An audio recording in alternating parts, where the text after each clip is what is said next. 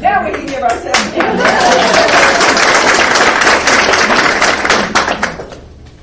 I'm going to let Jean come up and introduce our program today. We have a very interesting topic. If any of you read your paper this morning, it was a wonderful article. If you haven't had a chance to read it, and after the meeting, if you would go back and read your Hickory Daily Record today, it was a great article for the city. Okay, what Hazel is referring to is the article. I didn't see the paper, but it's the upcoming referendum. I believe it's September the 18th. That has to do with the voting within the wards, how we elect the alderman in the city of Hickory. So today we thought we'd veer a little bit from our normal one-person speaker, and we have two folks here. Rudy Wright is against the proposal. Joe Brannock is going to speak in favor of the proposal. So I think it's fair to say that everybody knows Mayor Wright. He's in his second term. I've known third? Oh, Rudy, third? Oh. I've known Rudy for probably 4 terms. He did a lot of work for us years ago, but I think everybody does know Rudy. We're delighted to have you here. Take time from your schedule. So I will tell you just a little bit about Joe Brannock. I knew Joe's grandfather, probably 4 terms too. He worked for our company for years and years. But anyway, let me give you just a little bit of background on Joe. He is a Hickory native. After college, he worked for Congressman Cass Ballinger. And after Cass's retirement, he went on to work for Senator Byrd. He has started since a small business here in Hickory, I presume with his brother. He says in his spare time he works in the school systems as a substitute teacher. He's also stayed active in politics, working on Booker Beatty's campaign and Joe Gaither's campaign, as well as managing Hank Guess's recent campaign for city alderman. And he says, obviously being a Brannock, he's still in flying, and I think, Chip, he flies with you a lot. Are you two are friends? I know that. I think that's right. But we're delighted to have you both with us today. We're going to flip a coin to see who speaks first. So, trust me, I'll do this right. Who wants to? Good. All right, come on. Heads. Heads. It is heads. So, You will get his heads. He'll start. He'll start. What we're going to do is 10 minutes for each person. Then the other will have 5 minutes to rebut the other person's talk. And then we'll do a question and answer session. Okay? all right. All right. And you have the floor. Probably won't take the full 10 minutes. Well, whatever. That doesn't mean you get more time. You're a Democrat here. All I asked for was 10 minutes. Okay. There's been a couple articles in the paper detailing this over the past couple of weeks. I'm going to start with a very, very brief history lesson. In 1967, let me go back. In 1961, Hickory City Council at that time put together a committee to look at the Hickory City Charter. That committee, I think it was maybe 5 or 7 people at the time. The goal, or the purpose of that was to bring the Hickory City Charter more in line with state statutes and the way the other cities across the state were doing business. Several recommendations came out of that committee. Some of the recommendations were that instead of having city council appoint a fire chief or a police chief, that the city manager take over that responsibility. Another one of the other things that came out of this was that they recommended at that time in 1961 that we move in Hickory from a ward system of electing representatives to an at-large system. That was the only proposal that committee made that was not accepted by the 1961 City Council. Fast forward to 1967, this recommendation came back up, and there was some talk, very little talk, but some talk. And on March 6th, I think, it was a Monday, City Council met during a special meeting on a Monday morning and voted to make Hickory City City Councilman elected at large. Because of the way cities work, you have to read it twice, you have to vote on it twice, it has to be passed twice. So that was on a Monday. On Tuesday, at their regularly scheduled meeting, they voted again to make it an at-large system. It passed a second time. So we've essentially changed the way Hickory City elected officials are elected. The interesting thing, the first vote on the Monday morning was a 5-2 vote. One of the council members wasn't able to make the meeting. On the Tuesday night meeting, it was a 4-3 vote. It was not a unanimous decision. It was a very divisive split decision, 4-3. Another interesting thing, there was no public input, none whatsoever. The council met, they read it, they voted, they passed it.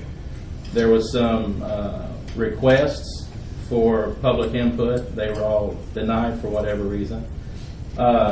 State Representative Reed Poovey actually made the suggestion that they hold a referendum in 1967 and let the citizens of Hickory decide on this. That was poo-pooed away. There was not a public hearing during the City Council to allow the citizens any input whatsoever. Another interesting thing, this was in 1967, this was March of 1967.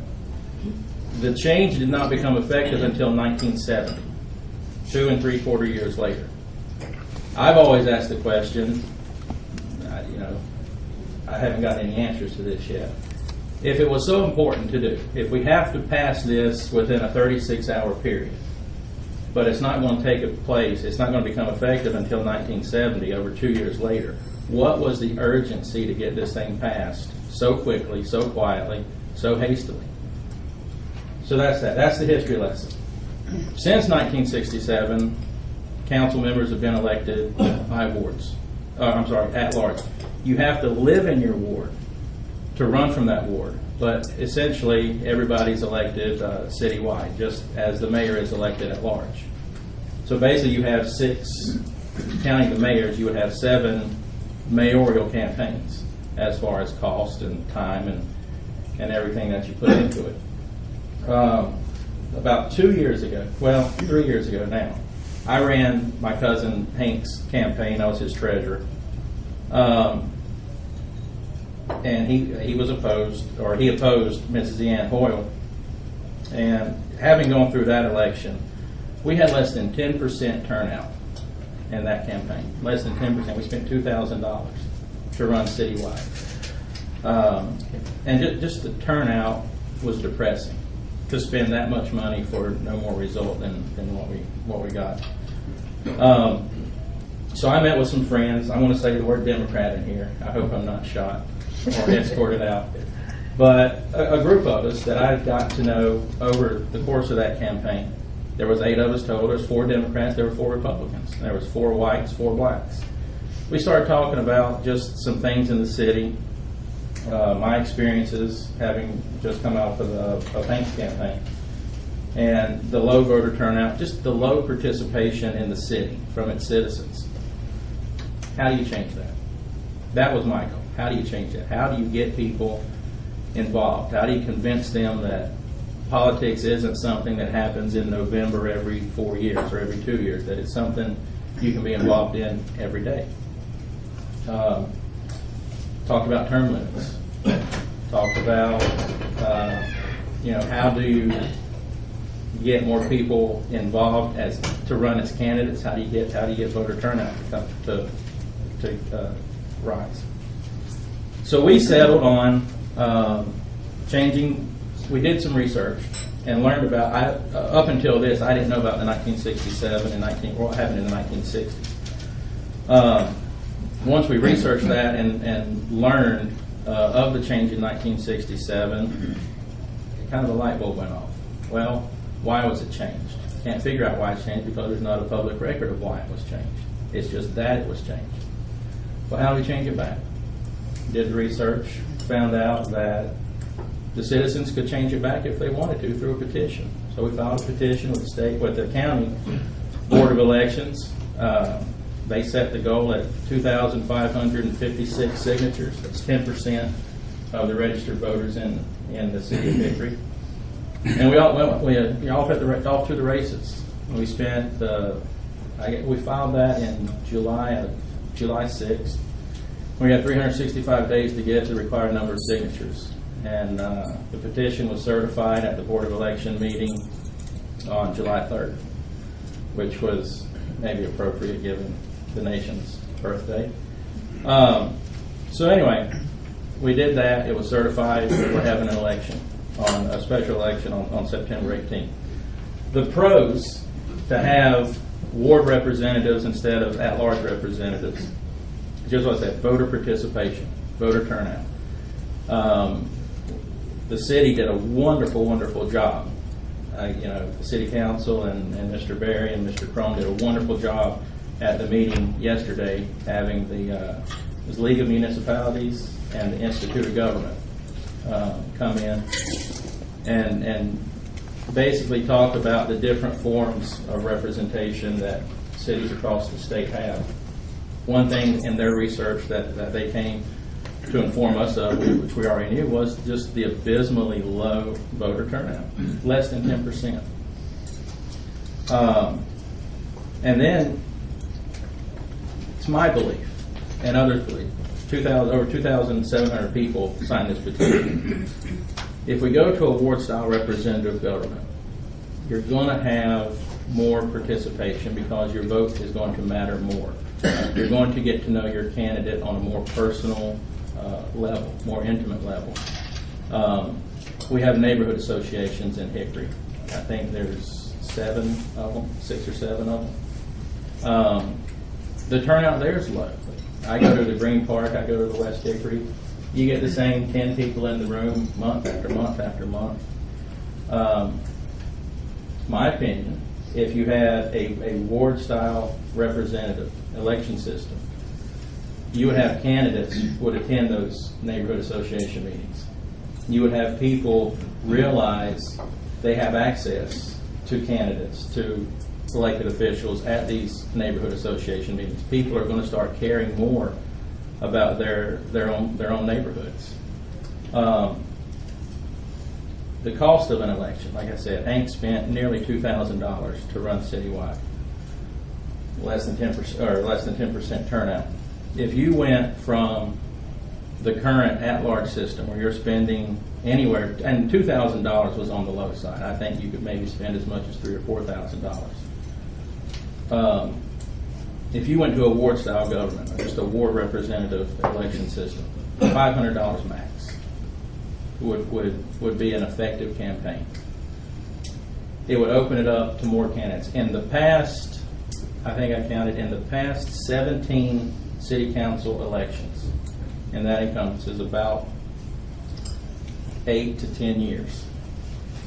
Only 8 of those campaigns were contested. Everybody else ran unopposed. Nobody wants to run. It's expensive. It's prohibitive. It's intimidating. You have younger people like me who went to college, came back to Hickory, raising a family. We don't have the name ID citywide that incumbents have, or somebody that's had a professional life there for the past 30 or 40 years. Older people that are retiring to Hickory, who were involved in politics wherever they moved from, come to Hickory and realize, I would still like to be involved, but I have to run citywide. I'm not known citywide. It's intimidating. So a retiree that comes to Hickory that was working elsewhere, wants to come to Hickory, wants to be involved politically. It's intimidating. They're not known. Just because they haven't been involved